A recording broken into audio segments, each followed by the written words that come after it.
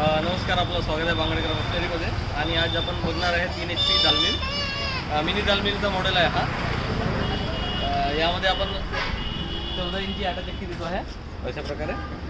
त्यानंतर 3 HPचं single phase किंवा 3 phase motor as per customer requirement आपण देतो आहे.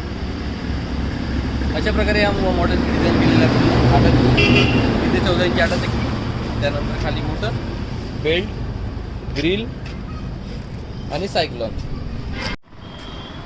आपण हा 14 इंचचा जो माल इथून जे जसं चणा टाकला किंवा कुठली पण तूर टाकला, फोडल्यानंतर यावर येईल माल.